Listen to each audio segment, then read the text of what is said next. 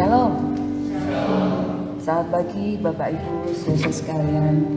Puji Tuhan pagi ini oleh karena kasih dan kemurahannya saja kita bisa bertemu kembali dalam ibadah yang istimewa di pagi hari ini.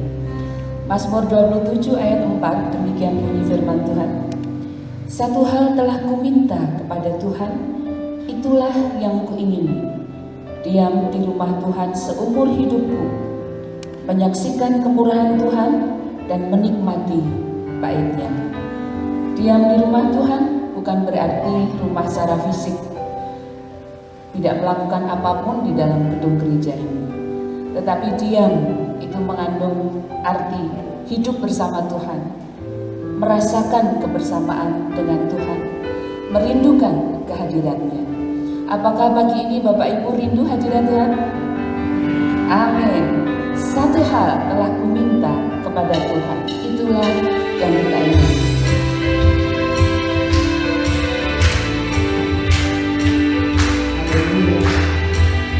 Mari kita berdiri bersama-sama menyanyikan lagu ini.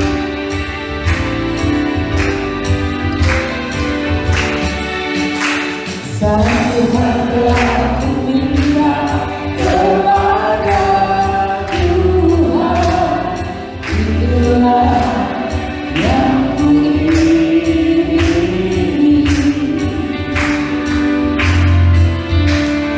Diam di rumah Tuhan seumur hidupku, menyaksikan kemurahan Tuhan dan menikmati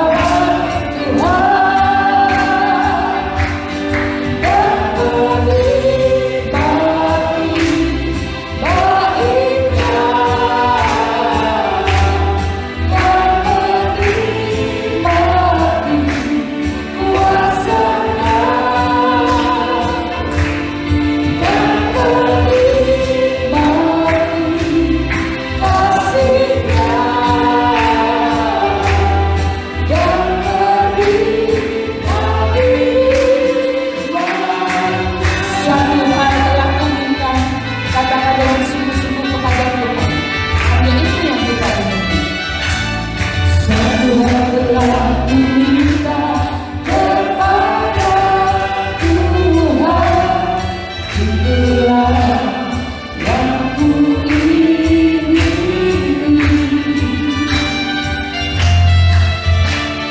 Diam di rumah Tuhan seumur hidupku, menyaksikan kemurahan Tuhan dan menikmati baiknya, dan menikmati kuasa-Nya,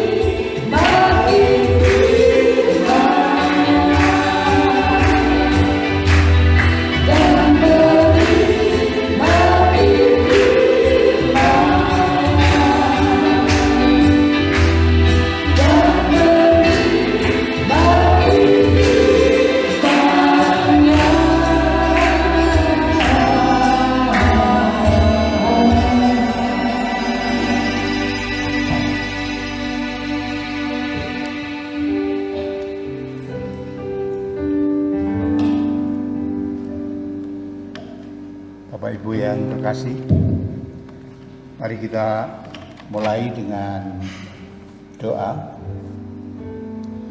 Bapa Surgawi, kami bersyukur di hadapan-Mu karena kami boleh melihat kasih setia-Mu kepada kami.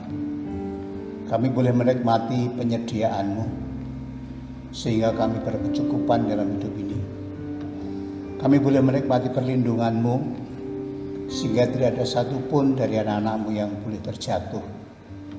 Terima kasih Bapa untuk kebaikan-Mu yang Kau berikan kepada kami.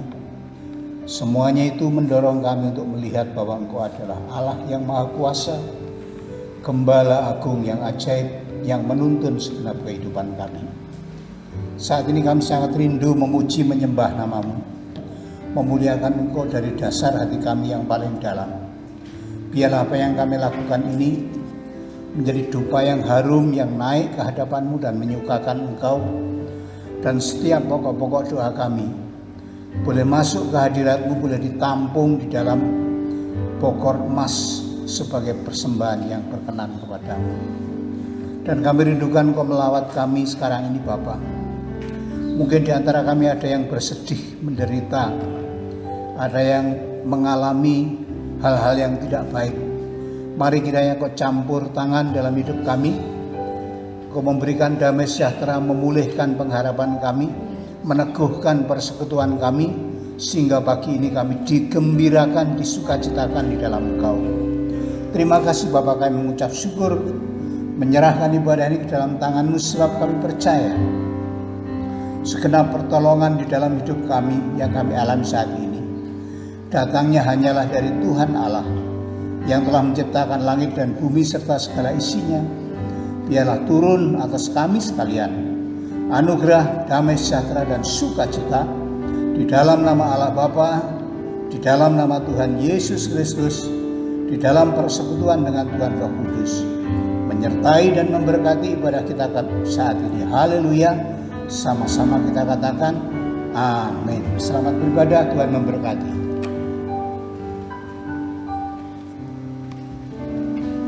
Bapak Ibu silakan duduk kembali. Iya, manusia adalah ciptaan, kita semua adalah ciptaan yang tentunya bergantung sepenuhnya kepada Sang Pencipta dan Pemelihara kita. Nah, fakta ini seharusnya sudah cukup sebagai alasan untuk kita memuji Dia. Namun seringkali kemelut kehidupan itu merampas hasrat kita untuk memuliakan, meninggikan nama Tuhan kita. Bapak Ibu sekalian, jika itu terjadi dalam kehidupan kita, mari kita akan mengingat segala kebaikan-kebaikan Tuhan yang sudah terjadi, yang sedang terjadi, bahkan yang akan terjadi bagi kita maupun bagi anak keturunan kita. Tuhan Yesus baik, Dia baik bagi kita semuanya. Mari kita pujikan lagu ini.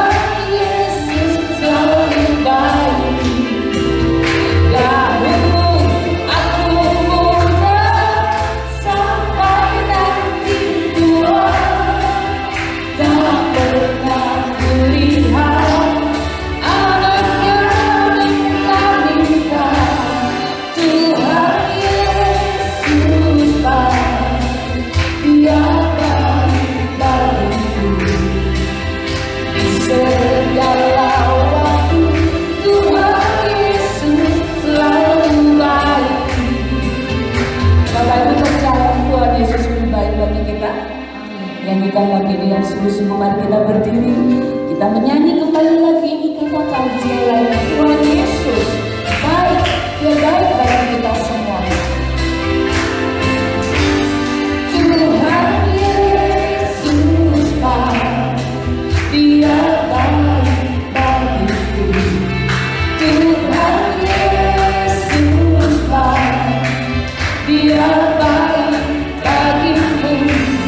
Tuhan Yesus baik, Dia baik bagiku. Di segala waktu Tuhan Yesus selalu baik. Tuhan Yesus baik, Dia tebus dosaku. Tuhan Yesus baik, Dia mengampuniku. Tuhan Yesus baik, Dia menyelamatkanku. Di segala waktu Tuhan Yesus selalu baik. Dahulu aku muda sampai nanti tua, tak pernah kulihat anaknya minta-minta. Oh, Tuhan Yesus baik, Dia baik bagiku. Di segala waktu Tuhan Yesus selalu baik. Yang wanita saja ya, kami nyanyi Tuhan Yesus baik. Tuhan Yesus baik, Dia baik bagiku. Tuhan Yesus baik, Dia baik bagimu. Tuhan Yesus baik, Dia baik bagi semua. Di segala waktu kau melihat baik berikutnya, katakan Tuhan Yesus baik. Dia tebus dosaku.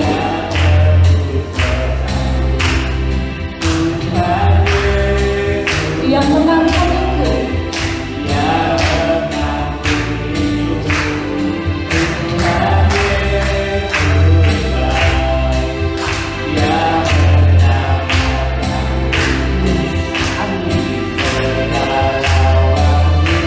Bersama-sama katakan, dahulu aku muda sampai nanti aku tua. Aku muda sampai nanti tua, tak pernah melihat anaknya minta-minta. Oh, Tuhan Yesus baik, Dia baik bagiku. Di segala waktu Tuhan Yesus selalu baik. Di segala waktu Tuhan Yesus selalu baik. Di segala waktu Tuhan Yesus selalu baik. Haleluya. Silakan duduk kembali. Tiba saatnya kita akan menyiapkan diri untuk mendengarkan kebenaran firman Tuhan. Mari kita akan lebih dalam memasuki hadirat Tuhan. Daud berkata, sekalipun aku berjalan dalam lembah kekelaman, aku tidak takut bahaya, sebab Engkau besertaku. Gadamu dan tongkatmu itulah yang menghibur aku. Tanpa penyertaan Tuhan, kita tidak akan pernah bisa sampai hari ini kita lewati. Karena itu tetaplah mengucap syukur, tetaplah andalkan Tuhan dalam hidup kita, tetaplah setia kepadanya, dan tetaplah memuji, menyembah Dia kepada Yesus, Sang Juru Selamat kita. Haleluya. Oh, haleluya. Walau harus berjalan dalam lembah kegelapan, perlindungan-Mu, oh Tuhan, nyatalah bagi hidupku. Tiada pernah sedetik pun, tiada pernah Kau tinggalkan. Sungguh mulia dan sempurna, hanya Kaulah yang disembah. Yesus, Engkau Juru Selamatku, dalam janji-Mu kebenaran.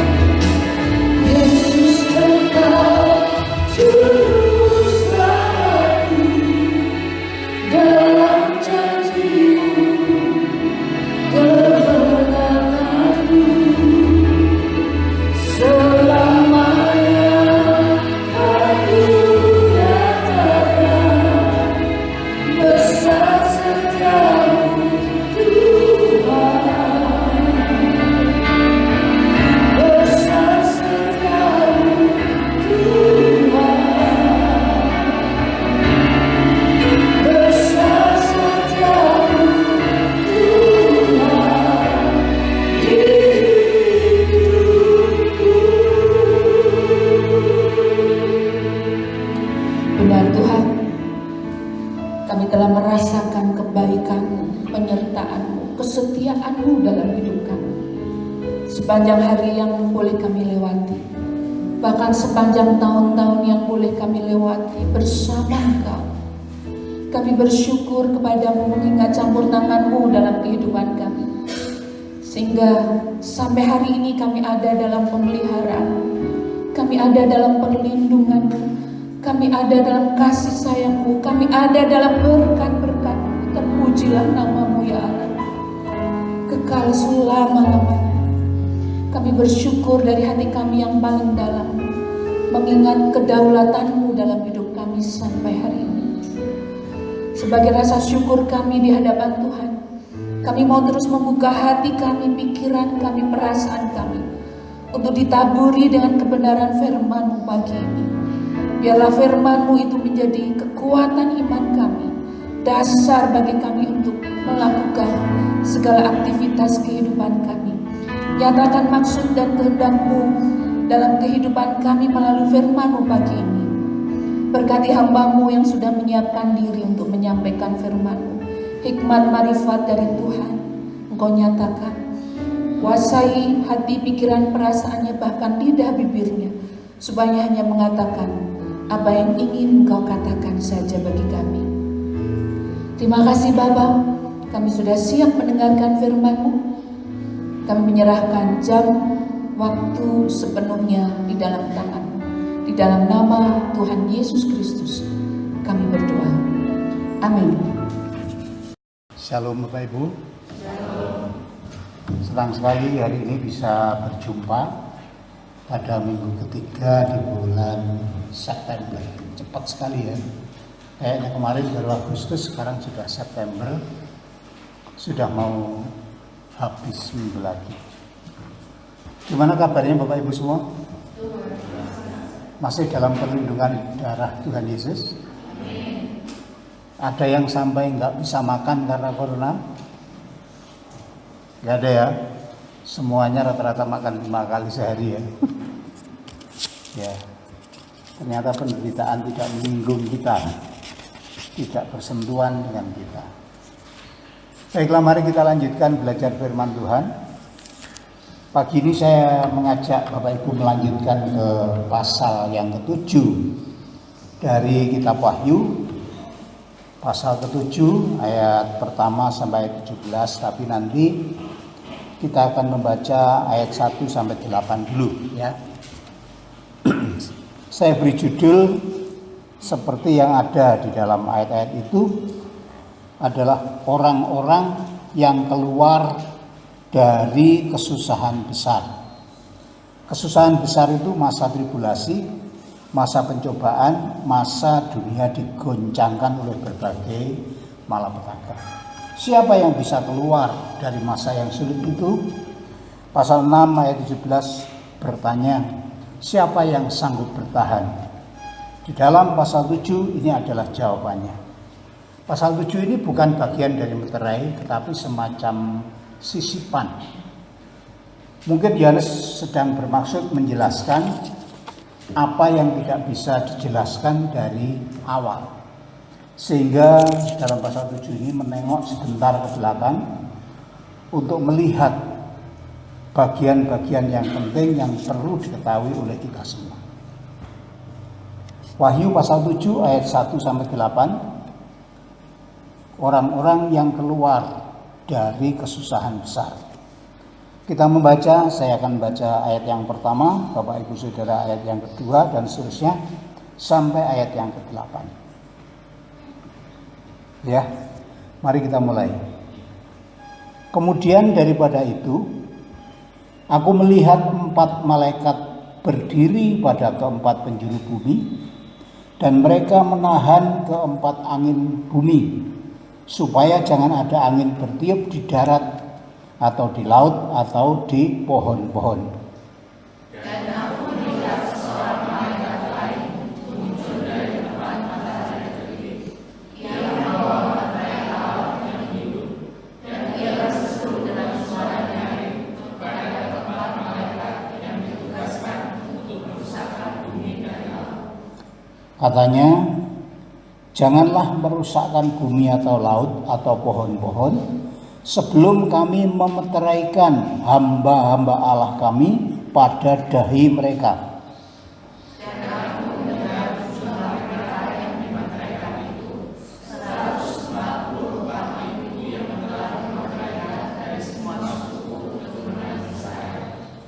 Dari suku Yehuda 12.000 yang dimeteraikan, dari suku Ruben 12.000, dan suku Gad 12.000.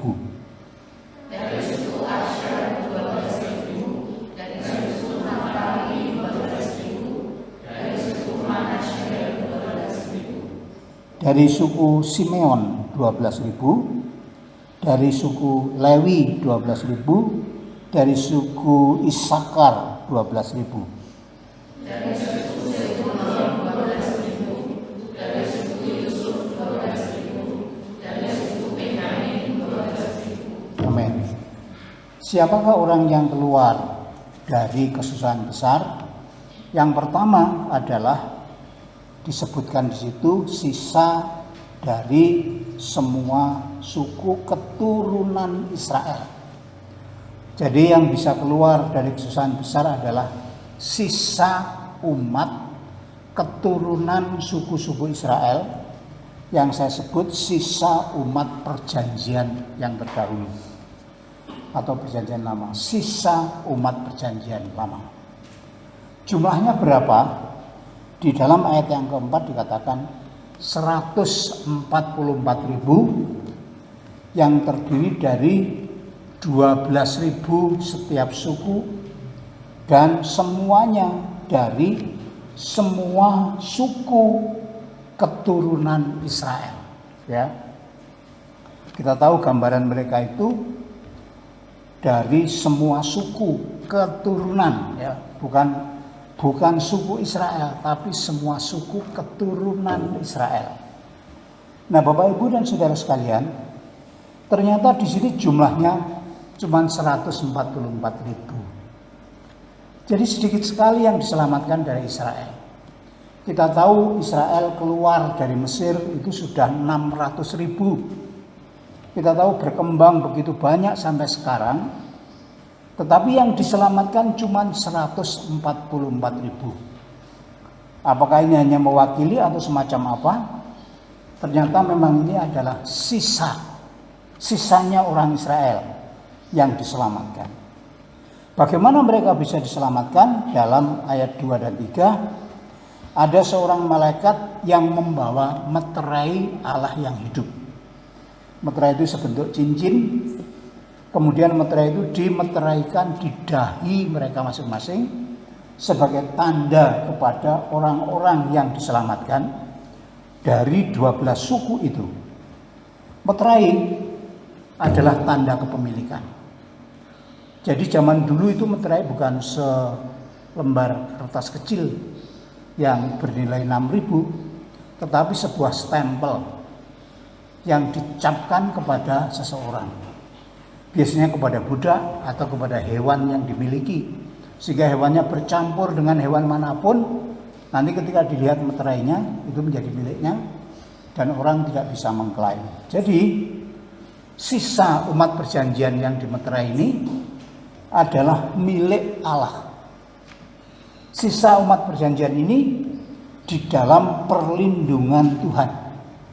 Kenapa? Di situ ada malaikat, 4 malaikat yang menahan angin bumi, yang menahan angin bumi untuk bertiup ke darat, ke laut, dan juga ke pohon-pohonan. Gak boleh ada yang bertiup sebelum selesai dimeteraikan hamba-hamba Allah itu. Bapak Ibu Saudara sekalian, kita lihat di sini sebutannya orang-orang yang dimeteraikan itu adalah hamba-hamba Allah kami. Jadi mereka adalah hamba-hamba Allah, bukan suku biasa, bukan orang biasa, tetapi hamba-hamba Allah. Mereka telah memiliki level rohani yang tinggi. Sebutan hamba itu artinya mengabdikan diri kepada Allah yang hidup sungguh-sungguh sehingga Tuhan memeteraikan mereka. Jadi kalau kita lihat sekarang saja Suku Israel itu sudah banyak jumlahnya sampai ke Amerika, sampai ke Eropa. Suku Israel itu sudah bercampur dengan suku manapun. Tetapi malaikat ini luar biasa, bisa menemukan ini berasal dari suku apa. Dan ini setia kepada Tuhan. Jadi malaikat itu adalah malaikat yang sungguh-sungguh bisa menemukan sisa bangsa Israel. Dari daftar yang kita lihat ada 12 suku, jumlahnya memang 12. Tetapi perhatikanlah apa yang disebutkan yang pertama. Suku apa yang pertama? Di situ disebut dari suku Yehuda. Umumnya penyebutannya dalam Perjanjian Lama yang pertama itu adalah Ruben. Karena anaknya Lea, anaknya Yakub itu yang pertama adalah Ruben. Tetapi di sini kita melihat Yehuda disebut nomor 1. Lalu kemudian ada lagi satu suku yang namanya Dan. Suku Dan, anaknya budaknya Lea. Itu tidak ada di situ disebut. Jadi satu suku itu hilang. Itulah sebabnya ini disebut suku keturunan. Bukan suku Israel tapi keturunan Israel. Mengapa Yehuda nomor 2 menjadi nomor 1? Mengapa suku Dan hilang? Kalau kita melihat dan membaca dalam kitab Raja-Raja dan kitab Tawarikh, kita menjadi tahu mengapa mereka hilang. Yang pertama kita lihat di sana semua raja-raja yang duduk di tahta yang berkenan kepada Tuhan adalah dengan ukuran tertentu, yaitu seperti Daud hambanya. Daud suku Yehuda. Kerajaan Israel dibagi 2. Israel 10 suku dan Israel 2 suku, Benyamin dan Yehuda. Dan kita lihat kalau kita membaca di dalam kitab Tawarikh itu, semua suku Israel itu rajanya tidak ada yang menyembah Tuhan. Rajanya, imamnya, nabinya membuat mereka tidak menyembah Tuhan. Umat Yehuda juga begitu. Tetapi ada 6 raja dari 19 raja yang tetap setia Tuhan. Jadi akhirnya disebut namanya nomor 1. Dari situ kita melihat sejarah jatuh bangunnya orang menyembah Tuhan atau tidak. Itulah sebabnya mereka diberi sebutan hamba-hamba Allah yang Maha Tinggi, yang menjadi sisa. Dan kita melihat juga mengapa mereka tinggal sisa. Kalau kita membaca di dalam kitab Keluaran pasal 19 ayat 5 dan 6, Tuhan memilih bangsa Israel itu bersyarat. Dalam pasal 19 ayat 5 dalam kitab Keluaran dikatakan, jika kamu mendengar firman-Ku, menuruti firman Tuhan, dan jika engkau berpegang pada perjanjian-Ku, maka kamu akan menjadi umat kesayangan-Ku, dan kamu akan menjadi kerajaan imam bagiku. Tapi kalau engkau tidak bisa memegang, berarti bukan menjadi umat kesayangan. Lalu kalau kita melihat pidato Musa, si penerima perjanjian, di dalam perpisahannya kepada umat Israel, pasal 11 kitab Ulangan dan pasal 30, Musa menghadapkan orang Israel kepada berkat dan kutuk, mengingat perjanjian yang sudah diikat. Kalau engkau tetap mendengar dan berpegang kepada perjanjian, engkau diberkati seumur hidupmu, akan membuat kerajaan yang kekal. Tapi kalau engkau tidak berpegang kepada firman Tuhan dan tidak mengikuti Tuhan, tidak mengikuti perjanjiannya, maka hari ini pilihlah berkat atau kutuk. Dan celakanya kalau kita melihat kitab-kitab itu, orang Israel memilih kutuk. Itulah sebabnya orang Israel, kerajaannya terbelah menjadi 2, Yehuda dan Israel. Israel dibuang ke tanah Asyur, habis tidak kembali. Kemudian yang Yehuda dibuang ke tanah Babilonia, setelah 70 tahun kembali membangun bait Allah kembali. Kita melihat sejarah itu bahwa mereka sungguh-sungguh memilih kutuk dan mereka dibuang oleh Tuhan.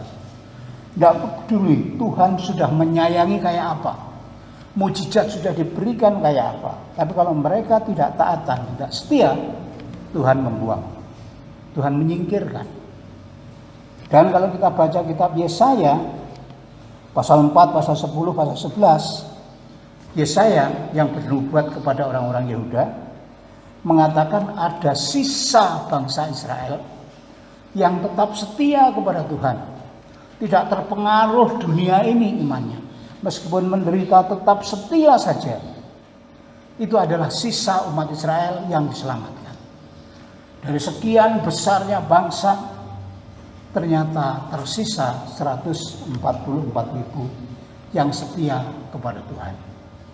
Dan mereka dipilih oleh Tuhan untuk diberi meterai dan mereka keluar dari masa kesusahan yang besar. Dari sini kita melihat ada pelajaran penting. Apakah pelajaran penting itu? Bahwa kesetiaan nenek moyang, kesetiaan orang tua itu sangat berpengaruh kepada anaknya. Kalau orang tua setia, anak-anaknya akan mendapat pelajaran. Anak-anaknya cenderung ikut setia. Tapi kalau orang tua tidak setia, anaknya itu bisa juga setia, tetapi kebanyakan mereka akan memilih jauh tidak setia melebihi orang tuanya. Lalu yang kedua, apa pelajaran yang kita lihat adalah ketidaksetiaan. Sekali lagi, Tuhan mengutamakan kesetiaan. Siapa yang setia menyembah kepada Tuhan? Siapa setia mengiring kepada Tuhan? Meskipun menderita, meskipun banyak hal tantangannya, ketidaksetiaan membuat orang tersingkir dari hadapan Tuhan. Jadi dua pelajaran mengenai kesetiaan dan ketidaksetiaan ini membawa kita kepada sebuah pengetahuan bahwa kalau kita ingin berada di hadapan Tuhan, hendaklah kita setia senantiasa. Amin. Seperti surat kepada jemaat di Smyrna yang artinya pahit. Bahwa jemaat di Smyrna ini Tuhan mengatakan, hendaklah engkau setia sampai mati meskipun pahit hidupmu. Di pasal 2 itu. Jadi Tuhan memandang kesetiaan. Apa yang bernilai di hadapan Tuhan adalah kesetiaan. Lalu yang kedua, siapa yang keluar dari masa kesusahan besar atau yang keluar dari tribulasi ini? Kita membacanya di ayat 9, ayat 13 sampai 17 ya. Membaca kembali, melompat 9, 13 ya. Saya baca 9, Bapak Ibu Saudara 13 dan seterusnya sampai ayat yang ke-17. Ya, ayat 9. Kemudian daripada itu, aku melihat sesungguhnya suatu kumpulan besar orang banyak yang tidak dapat terhitung banyaknya dari segala bangsa dan suku dan kaum dan bahasa berdiri di hadapan tahta dan di hadapan anak domba, memakai jubah putih dan memegang daun-daun palem di tangan mereka. Dan seorang di antara keluarga itu berkata,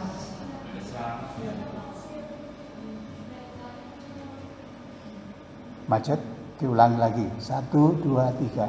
Dan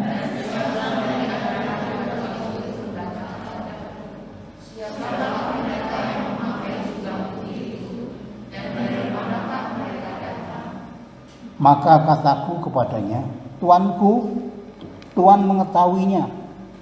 Lalu ia berkata kepadaku, mereka ini adalah orang-orang yang keluar dari kesusahan yang besar, dan mereka telah mencuci jubah mereka dan membuatnya putih di dalam darah anak domba.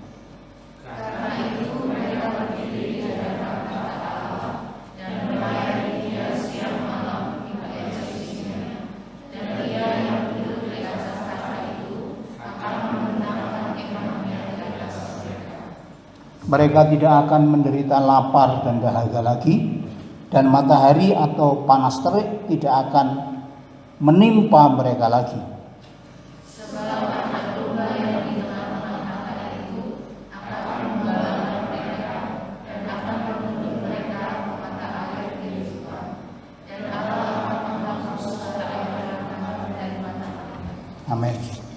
Siapa kelompok kedua yang keluar dari kesusahan besar? Disebutkan sebagai umat penerima berkat Abraham. Kata Abraham tidak ada, tetapi nanti saya jelaskan. Mereka disebut ayat 9 kumpulan orang banyak yang jumlahnya tak terhitung. Banyak sekali orang. Mereka berasal dari bangsa, suku, kaum dan bahasa seluruh dunia. Jadi ada orang-orang tertentu yang datang kepada Tuhan. Kumpulan banyak, jumlahnya nggak bisa terhitung. Bagaimana mereka bisa masuk di hadapan Tuhan? Bagaimana mereka bisa keluar dari kesusahan besar?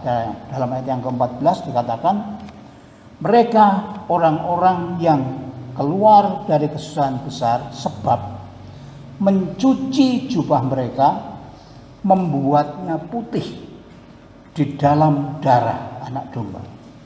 Jadi orang-orang itu ada kaitannya khusus dengan darah anak domba. Apa kaitannya? Mencuci jubah mereka. Kata mencuci itu adalah membersihkan. Membersihkan sedemikian rupa kita kenal. Kalau kita mencuci itu mesti dengan air dan sabun.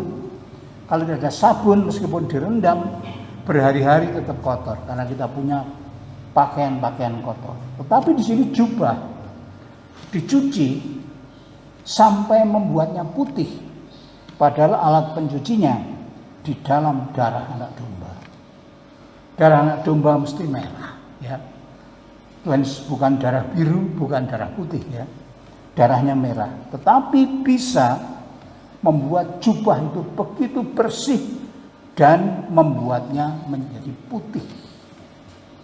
Apakah darah anak domba ini setingkat dengan pemutih, setingkat dengan vanis, setingkat dengan sabun yang paling bagus?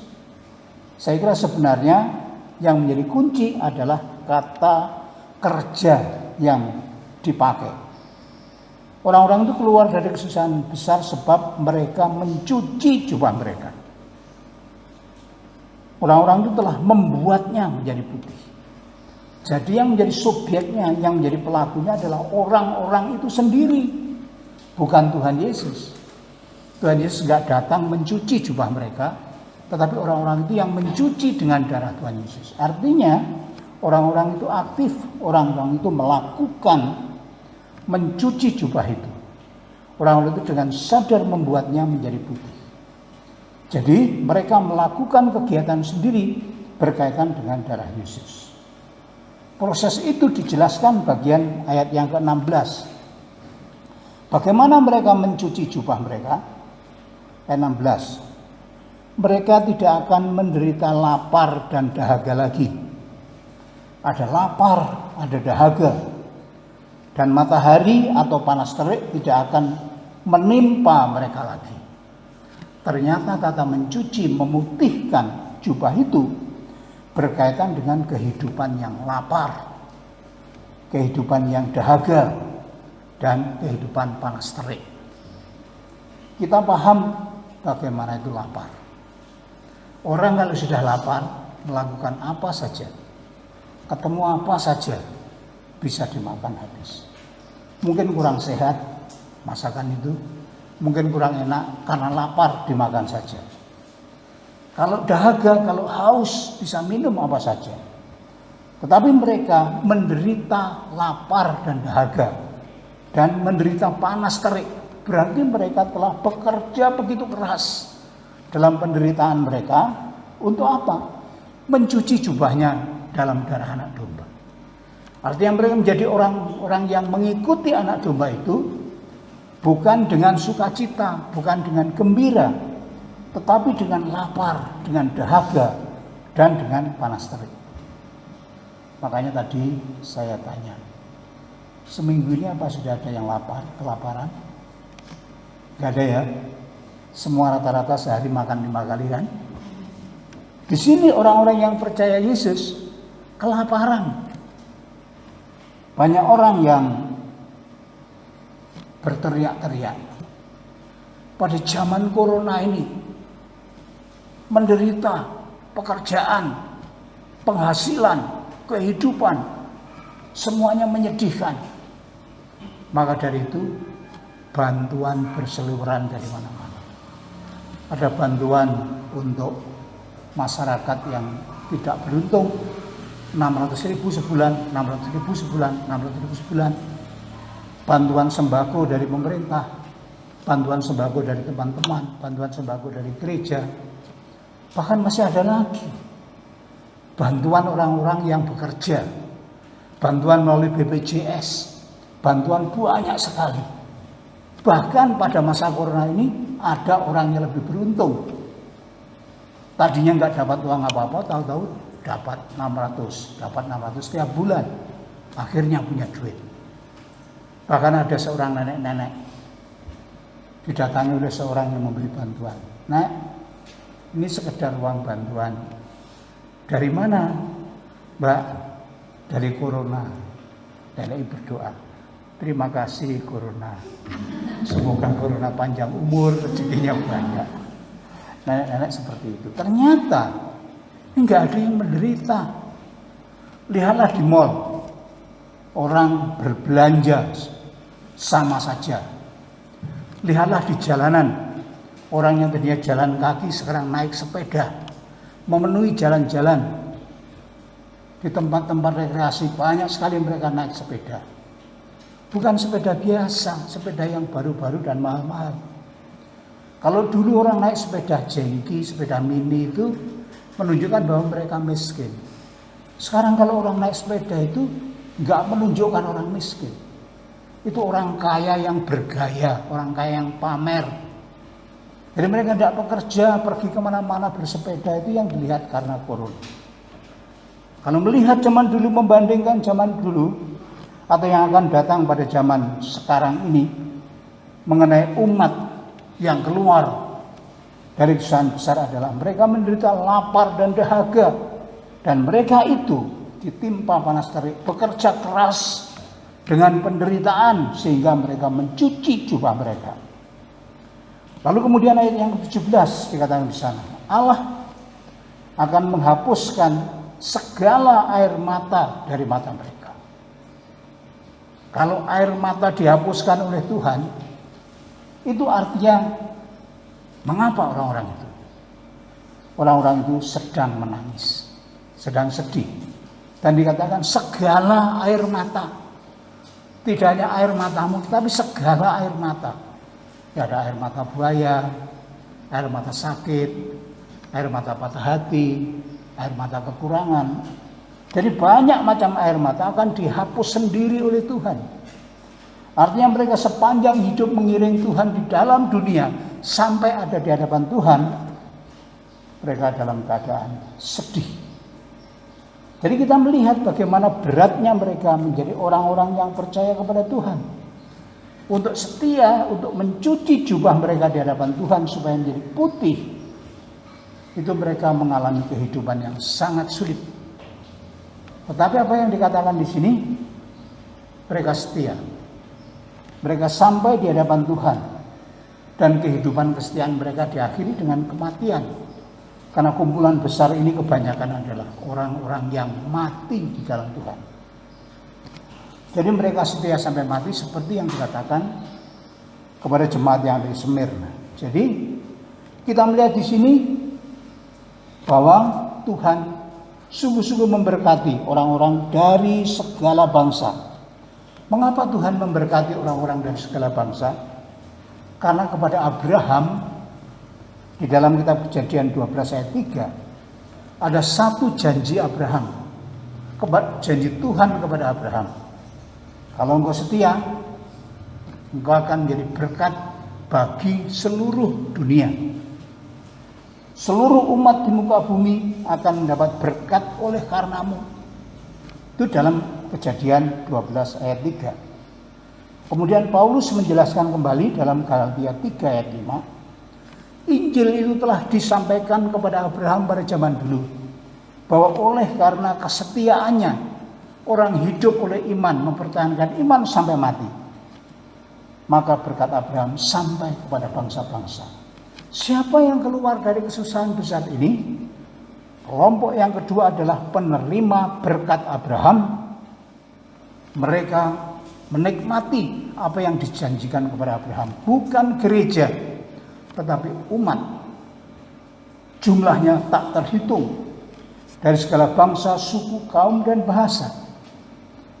Lalu mereka berkumpul di hadapan Tuhan karena mencuci jubah mereka sampai putih dengan darah anak domba. Dengan perkataan lain, mereka telah setia kepada Tuhan. Setia sungguh-sungguh. Mereka kerja keras sungguh-sungguh di hadapan Tuhan. Mereka menderita di hadapan Tuhan sampai mati, sampai berada di hadapan Tuhan. Jadi kehidupan mereka sungguh-sungguh menjadi teladan iman. Bapak Ibu boleh bandingkan dengan orang Kristen zaman sekarang. Zaman sekarang ini, apakah kesetiaan masih ada? Zaman sekarang ini, apakah kerja keras masih ada? Zaman sekarang ini, apakah penderitaan masih kita terima dan kita masih kuat? Kalau kita membandingkan sekarang ini, mohon maaf bicara kepada Bapak Ibu dan Saudara. Kita ini dimanja-manja, baik oleh masyarakat dan oleh Tuhan sendiri. Kalau orang tidak ke gereja, ya, orang tidak ke gereja, lupa dengan Tuhannya. Apakah ada pendeta yang datang lalu menegur saudara? Apakah kalau ada pendeta yang datang menegur saudara-saudara, oh terima kasih Pak Pendeta, terima kasih.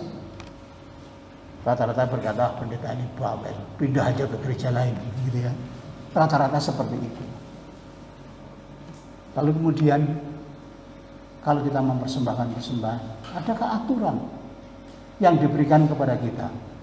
Persembahan, kalau tidak 100.000, nggak boleh masuk kantong. Ada begitu? Nggak ada. Persembahan berapa aja silahkan. Bahkan ada nyanyiannya.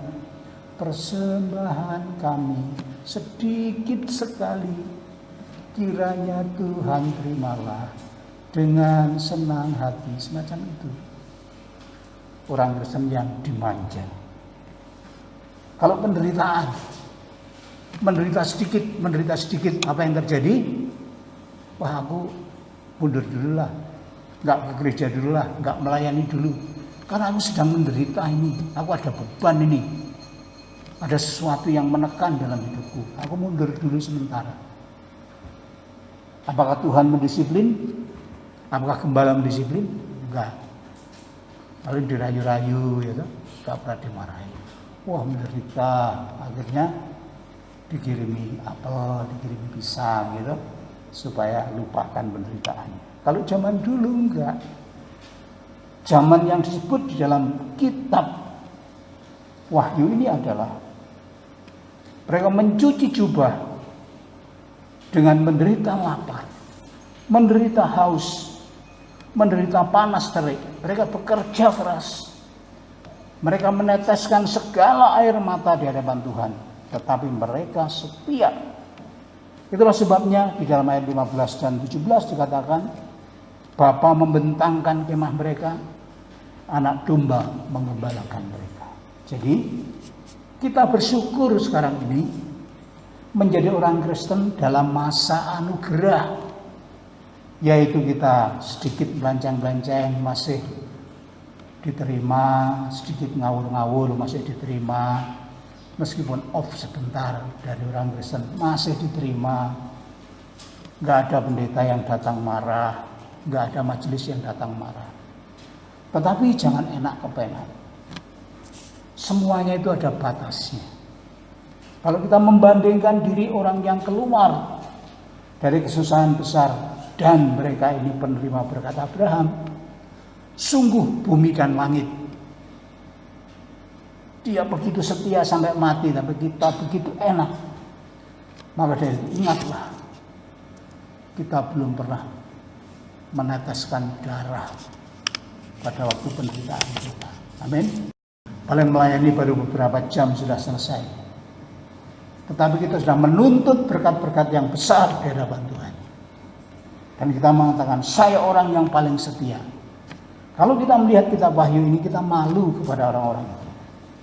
Tapi biarlah kita setia kepada Tuhan. Lalu yang ketiga, apa yang dilakukan orang-orang yang keluar dari kesusahan besar? Ternyata mereka seperti pasal 4, pasal 5, pasal 6, Dan dalam pasal 7 diulangi lagi 4 kali berturut-turut dalam akhir setiap pasal bahwa mereka melakukan pujian penyembahan umat yang keluar dari kesusahan besar. Mereka memuji, menyembah nama Tuhan. Di dalam ayat yang ke-9 sampai ayat 10 sampai ke yang ke-12. Mari kita lihat, kita baca bersama-sama ayat 10 sampai yang ke-12. Siap? Ayat yang ke-10 bersama-sama. 1, 2, 3. Dan dengan suara nyaring mereka berseru, keselamatan bagi Allah kami yang duduk di atas tahta dan bagi anak domba. Dan semua malaikat berdiri mengelilingi tahta dan tua-tua dan keempat makhluk itu. Mereka tersungkur di hadapan tahta itu dan menyembah Allah sambil berkata, amin, puji-pujian dan kemuliaan dan hikmat dan syukur dan hormat dan kekuasaan dan kekuatan bagi Allah kita sampai selama-lamanya. Amin. Kita melihat mereka memuji, menyembah Tuhan. Para penyembahnya adalah ayat 9, kumpulan segala bangsa. Ayat 10, malaikat sekeliling tahta, tua-tua dan 4 makhluk hidup. Berarti ada 4 kelompok. Mungkin mereka sedang paduan suara. Ada suara tenor, alto, dan suara bassnya. Jadi paduan suara bersama-sama. Luar biasa dinyanyikan. Tadi baru 3 suara ya. Suara 1, suara 5 sampai suara 6 tadi. Tetapi di bagian ini kita melihat ada 4 kelompok yang ada di sekitar tahta itu. Semuanya memuji dan menyembah. Gayanya sama. Pada akhir setiap pokok ada pujian penyembahan. Setiap akhir pokok ada pujian penyembahan. Bagaimana cara mereka menyembah? Ayat 10 dikatakan dengan suara nyaring. Ayat 11 dikatakan tersungkur dan menyembah. Suara nyaring, tersungkur dan menyembah. Apa isi penyembahannya? Dikatakan ayat 10, keselamatan bagi Allah kami yang duduk di tahta dan anak domba. Keselamatan bagi Allah kami. Selamat sudah berjalan lancar, tiba di hadapan Allah. Ayat 12 dikatakan amin, artinya benar. Keselamatan bagi Allah itu benar.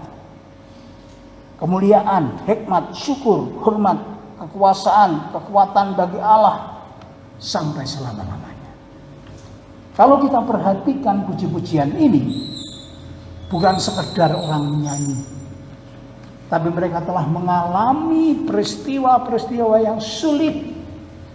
Akhirnya mereka berkata, akhirnya aku selamat sampai hadapan Tuhan. Mereka sudah menempuh perjalanan hidup penuh dengan penderitaan, kelaparan, dahaga, penuh dengan air mata.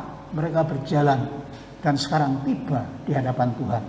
Dan dia berkata, keselamatan bagi anak domba. Keselamatan bagi Allah kita. Kita diselamatkan oleh Allah. Keselamatan itu adalah harga yang mahal. Dan Tuhan memberikan kepada kita. 3 kelompok berikutnya berkata, amin. Amin artinya benar.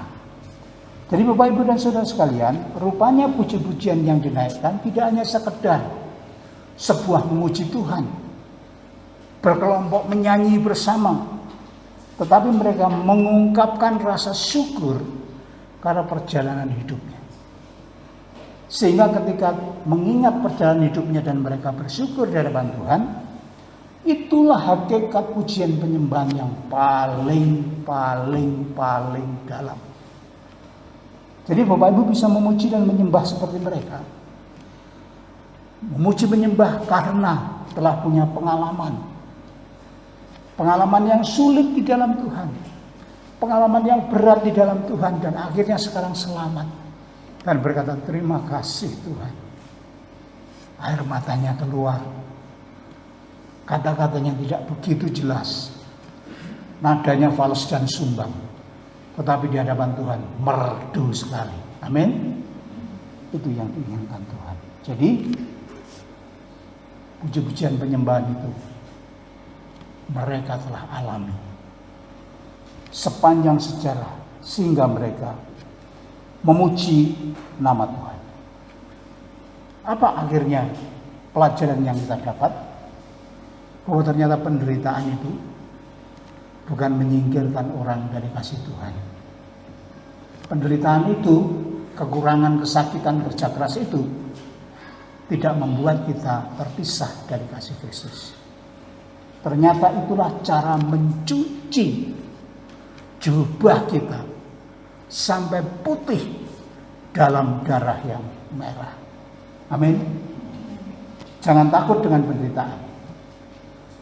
Kalau menghadapi kesusahan hari ini, bersyukurlah kepada Tuhan, berdoalah seperti doa Tuhan Yesus. Biarlah kesusahan hari ini cukup untuk hari ini saja. Besok ada kesusahan lain. Artinya kesusahan sudah dibatasi oleh Tuhan. Kalau sudah sore, malam, kesusahan sehari, nangis sehari, jungkir balik sehari, hilang. Tidur, bangun pagi, ada kesusahan sendiri. Artinya Tuhan membatasi kesusahan. Artinya kita sanggup menanggung kesusahan itu di dalam Tuhan. Jadilah orang Kristen yang kuat. Amin. Jangan orang Kristen yang dimanja. Biarlah menginspirasi hidup kita.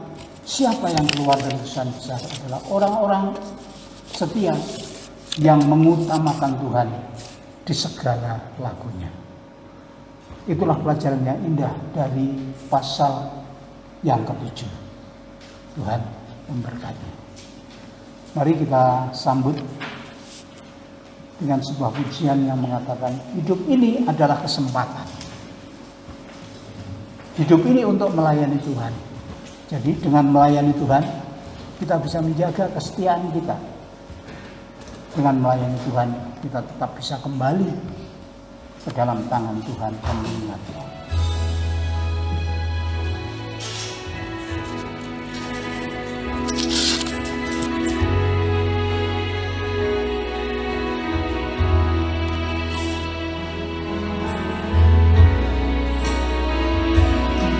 Hidup ini adalah kesempatan. Hidup ini untuk melayani Tuhan. Jangan sia-siakan waktu yang diberi. Hidup ini harus jadi berkah. Hidup ini adalah kesempatan. Hidup ini untuk melayani Tuhan. Jangan sia-siakan waktu yang diberi. Hidup ini harus jadi berkah. Oh Tuhan, adalah hidupku.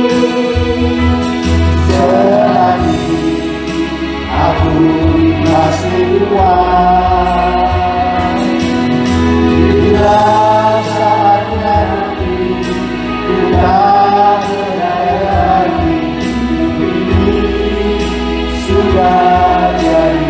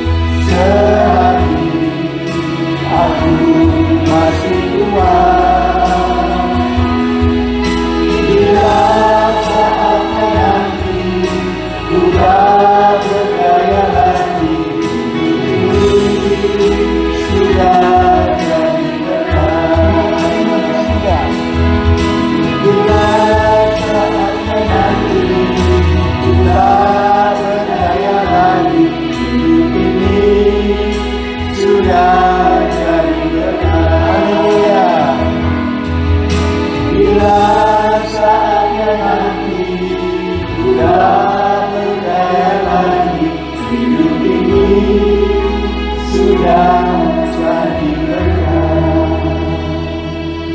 Bapa Surgawi, terima kasih untuk firman-Mu. Firman itu keras dan pedas.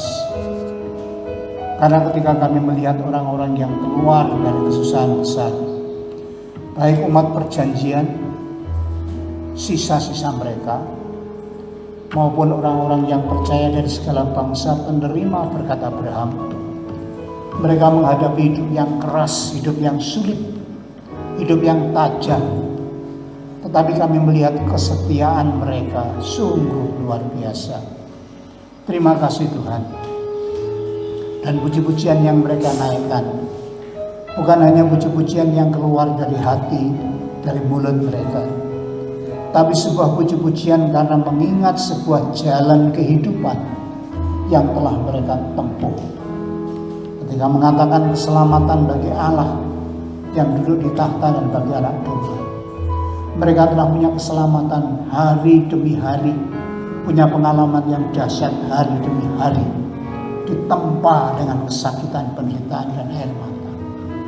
Kalau kami membandingkan orang-orang percaya zaman sekarang, kami adalah orang-orang percaya yang dimanjakan, orang-orang yang percaya, tetapi gampang sekali kami meninggalkan kesetiaan.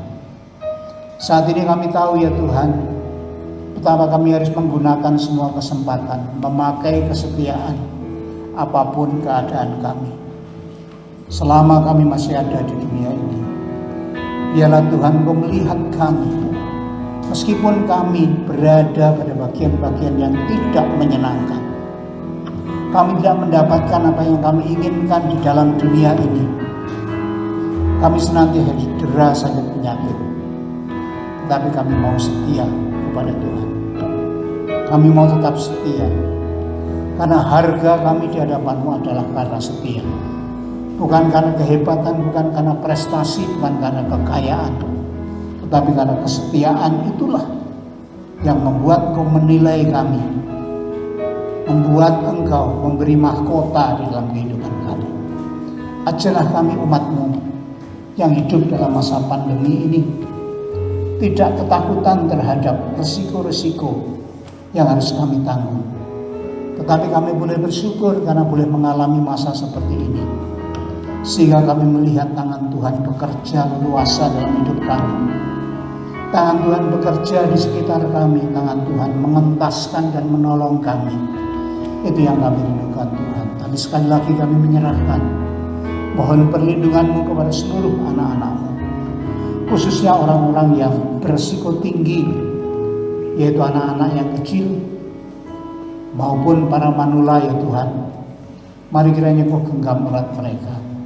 Sekarang ini mereka menghadapi pencobaan yang sangat berat, karena tidak boleh berkumpul, tidak boleh melakukan kegiatan ibadah. Tetapi kami yakin Roh Kudus ada di hati mereka. Kami yakin Tuhan memberkati mereka dengan kesetiaan yang utuh sampai akhir saatnya nanti. Terima kasih untuk firman-Mu saat ini. Biarlah firman-Mu menjadi pedoman dalam hidup kami, menjadi penyemangat dalam hidup kami, dan penuntun dalam hidup kami. Kami menerima semua firman ini dengan ucapan syukur di dalam nama Tuhan Yesus. Haleluya. Amin. Kita akhiri ibadah kita dengan sebuah doa. Saya ajak Bapak Ibu bangkit berdiri bersama-sama. Mari kita berdoa di hadapan Tuhan. Bapa Surgawi, kami bersyukur untuk ibadah kami pagi ini. Sebentar kami akan pulang, pimpin kami, tuntun dalam perjalanan. Berkatilah setiap anak-anak-Mu dengan berkat-berkat yang dibutuhkan dalam hidupnya. Berkat jasmani, berkat rohani, dan juga penyertaan secara nyata. Kami menyerahkan seluruh pekerjaan yang dikerjakan oleh anak-anak-Mu. Apapun pekerjaannya itu, tolonglah Tuhan Kau memberkati, supaya setiap pekerjaannya boleh berjalan dengan lancar. Pekerjaan yang bermasalah Tuhan boleh tolong sehingga anak-anak-Mu menyelesaikan pekerjaannya dengan baik. Bahkan pekerjaan boleh semakin maju dan semakin berkembang. Kami berdoa untuk adik-adik kami yang masih sekolah. Tuhan berkati cara belajar baru saat ini. Berilah hikmat dan akal budi supaya mereka tetap bisa belajar dengan baik. Dan kami menyerahkan orang tua yang menjadi guru bagi mereka. Kami tahu Tuhan, mereka tidak dilatih untuk menjadi guru. Mereka tidak menguasai materi, tidak menguasai strategi.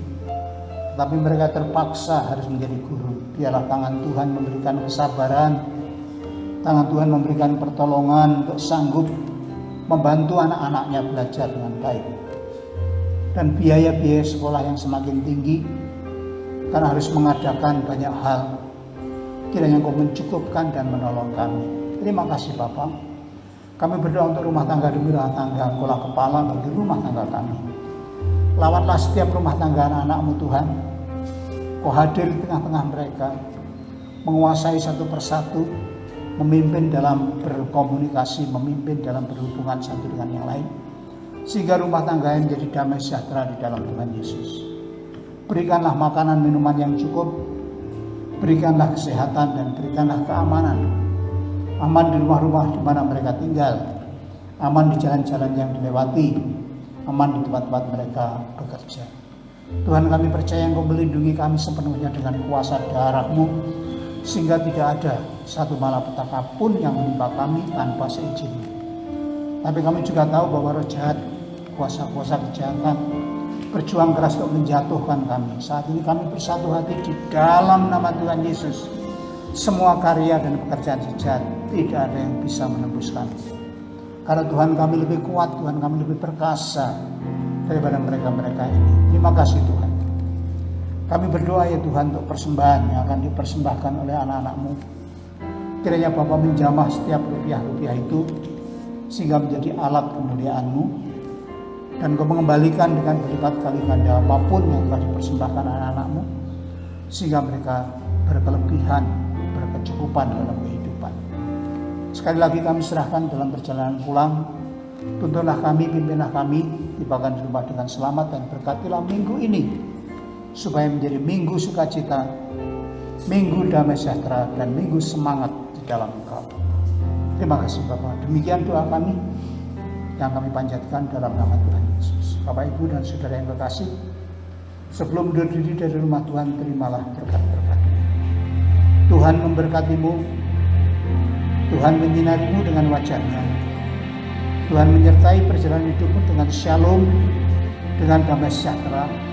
Maka dari itu pulanglah dengan membawa damai sejahtera, sukacita, kasih karunia dalam nama Allah Bapa, dalam nama Tuhan Yesus Kristus, dalam persekutuan dengan Tuhan Roh Kudus, menyertai memberkati Bapak Ibu Saudara sekalian hari demi hari, langkah demi langkah, sampai Tuhan Yesus menyambut kita sebagai saleh-salehnya pada hari Maranatha.